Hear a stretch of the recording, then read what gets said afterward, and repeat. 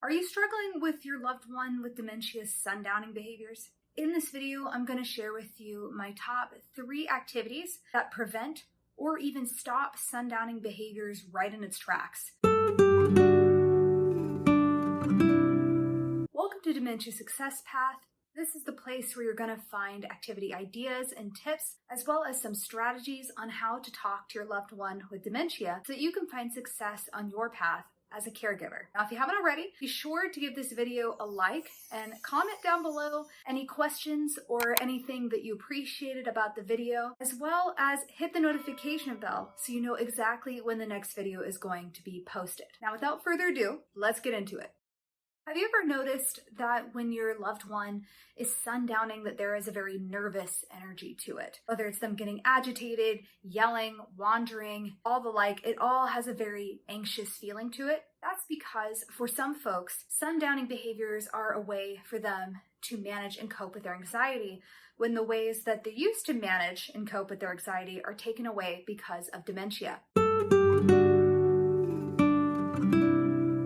One of the easiest things you can do when you start seeing that anxiety or sundowning behaviors start to happen, like fidgeting or them getting agitated or wandering, is I give them something to do with their hands. And the way that I ensure that there is the lowest chance of them refusing whatever task I give them to do with their hands is I personalize it for them. And how I do that is I think about what it is that they did before they had dementia. So if your mom was someone who was in charge of a lot of the household chores, then I give her tasks like folding towels or helping me dry dishes or things of that nature.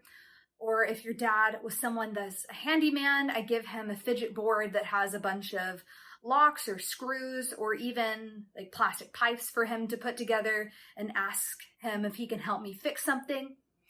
Or if your loved one is someone who was in an office a lot, I'll give them paperwork to sort or things of that nature to help keep them busy and put that nervous energy into something that will make them feel helpful and productive.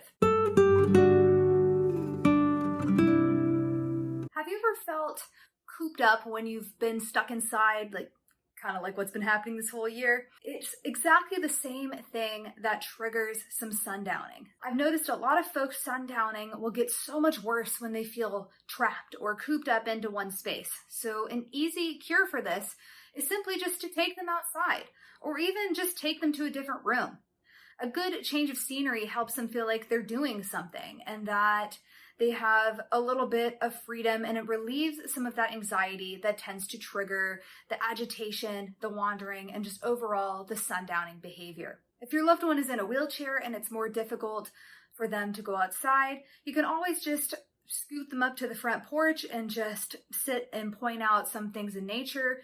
Or if you are lucky enough where your loved one is walking around, take a little walk around the neighborhood with them. It will make a world of a difference when it comes to managing the sundowning behaviors. The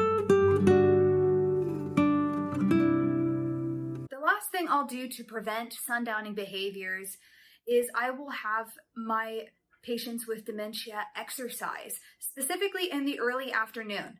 And that is strategically timed in order to help their sleep schedule. Oftentimes, sundowning can really mess with sleep schedules and have them up all night, which is exhausting for you and them. And a way to manage that is to get them nice and tired earlier on in the early afternoon or so, or even in the later afternoon. That way, they will have gotten a lot of that nervous energy out and they're able to sleep soundly throughout the night, which helps calm that sundowning down. I'm sure anybody who has stayed up all night with someone that has dementia knows that the lack of sleep just fuels the sundowning. So anything you can do in order to get that energy out in the day and allow them to sleep at night is something that is going to benefit you and them. If you need some ideas on what some dementia-friendly exercises could be, especially if your loved one has difficulty moving around, I made a video giving some ideas, as well as I will link some YouTube videos and instructions on these dementia-friendly exercises in the description box below. If you like the tips in this video and you want some more, I have not one, but 2 different cheat sheets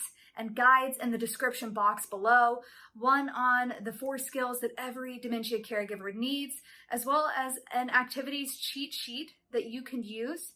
And also, if you are looking for a community that will help support you on your journey through being a dementia caregiver, I have a Facebook group that I also have linked down in the description box below. Again, thank you so much for watching this video, and I hope to see you in the next one.